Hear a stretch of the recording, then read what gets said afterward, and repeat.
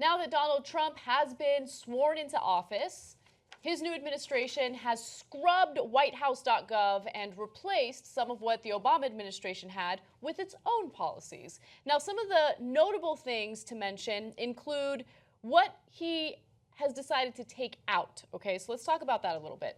So according to the Daily Beast, WhiteHouse.gov immediately wiped pages on LGBT rights, civil rights, climate change, and healthcare from its issues section after Donald Trump took the oath of office.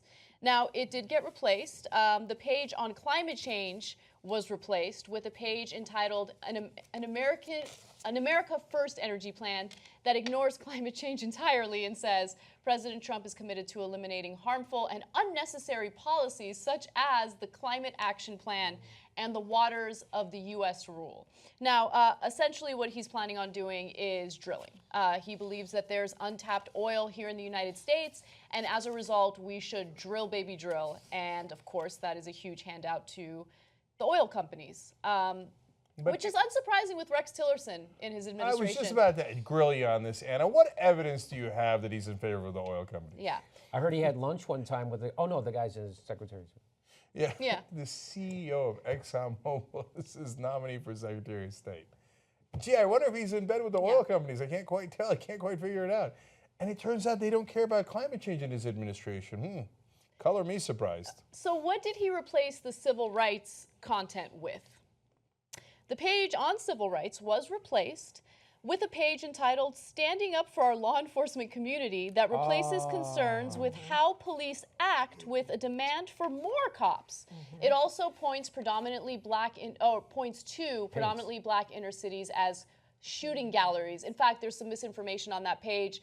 It claims that crime has shot up like 50% in Washington, D.C., which is not the case. Crime has actually gone down significantly from 2015 to 2016.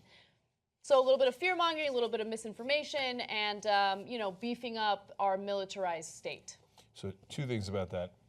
The ending of those websites when they took the images when they'd been scrubbed says civil rights could not be found.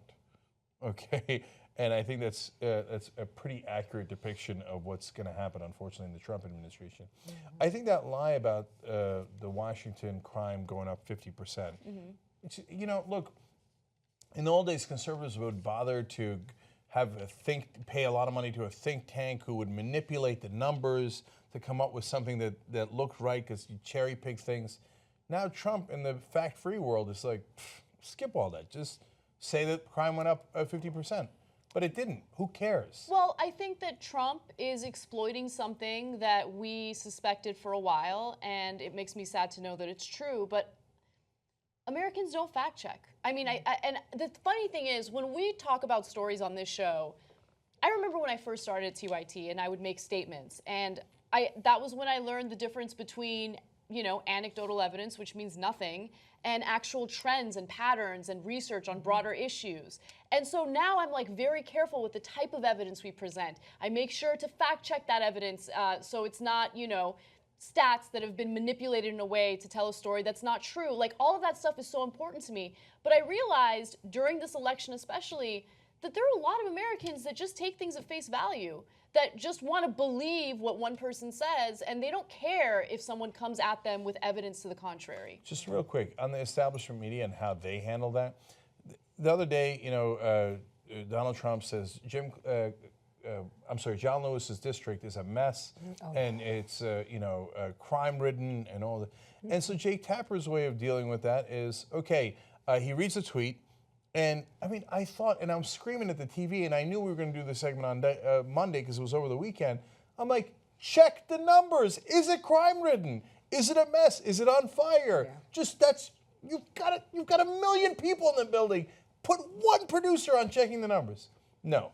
Turns to Rand Paul. Now, how do you respond to that? Well, you know what I thought was great, though? That the people responded, and there was a hashtag that trended on Twitter with people responding to that accusation or whatever, and it was so many white people were like, oh, our district is on fire, our district.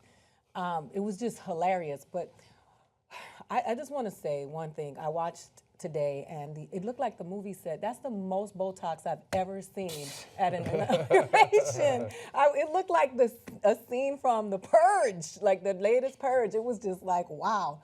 What I thought was sad was, I think when people hear civil rights, they always think people of color. Like they don't realize that those civil rights that we're fighting for are the rights that are supposed to belong to us all. Yes. And it's become, something that they say that's their fight. We don't have to fight for that because we're poor, but we're white. And we don't, civil rights is not something that's about Martin Luther King, and the civil rights movement is about people of color. I don't know if you guys are paying attention, but it just seems like, I know you guys are. I'm talking about the people, especially you white people who come after me all the time and say that I'm always talking about race.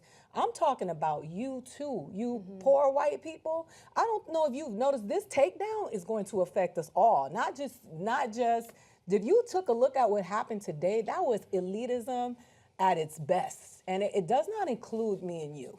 Yeah, so I want to touch on that a little bit as well, because that's another part of it that's so frustrating. Because as I mentioned early on in the show today, the Trump administration has already done away with a fee decrease that the Obama administration recently passed for homeowners to help them pay their mortgages.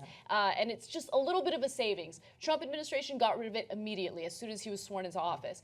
And so that stood out to me as a symbolic action, because what the Trump administration and what the establishment in general has been so good at doing is pitting everyone against one another. Yep. So we're distracted by that, and we are literally sitting here blaming the least or the most powerless people in the country for our problems when we're being robbed. Absolutely. As we're being deceived, and as we're being distracted. We're being robbed by the millionaires and the billionaires who are rigging the system against us. So you're right, the civil rights don't have to do with one group of people. It has to do with all of us who are complaining about this current economic situation we're dealing with, who are worried about representatives who don't represent us. We need to fight those who are powerful, not powerless. That was the $500 thing, right? Yes. That it went up. The only thing else that I want to say is that I think when you say that they're trying to pit us against each other, I was watching the protest today, and there was the Satanic Church was marching. And I thought it was ironic because they were marching against everything that these devout Christians who hate gay people and have, talk about abortion. So the people who represent the devil to them were out there, and when they asked the woman, why are you protesting? She said, I'm protesting to protect you. I'm protesting for your rights. And they had their black cloaks. I mean, it looked like some Harry Potter shit. But I want to say big ups to them, because they were out there marching with the Black Lives Matter, with the LGBT community. They were out there on the front line. And what their response was, to the lady who interviewed her, she was like, I'm marching to protect your rights. That's what I'm marching for. They get such a bad rap. So I want to go back to the lie about Washington, D.C., because it has a point. They didn't just decide to lie about that randomly. The point of that lie is inner cities are scary. It's filled with black people. It's crime infested and it's on fire. They said it about John Lewis, and it wasn't an accident that it happened to be his district, and he's black, right?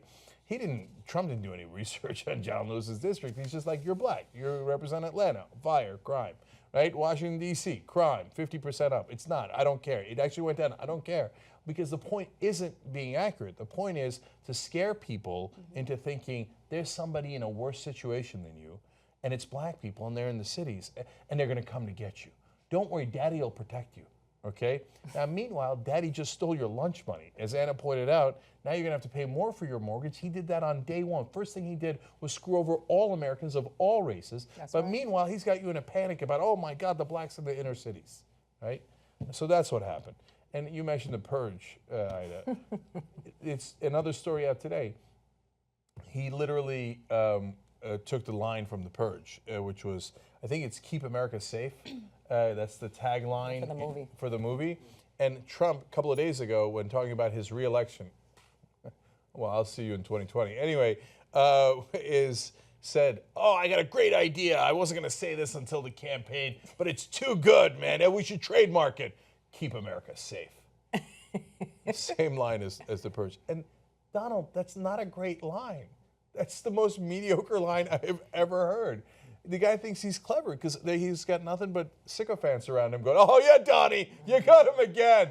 Like, remember Billy Bush in the tapes? Like, oh, the Donald scores again. We are the watchers on the wall. We are the sword in the darkness. Come join us. tytnetwork.com/join.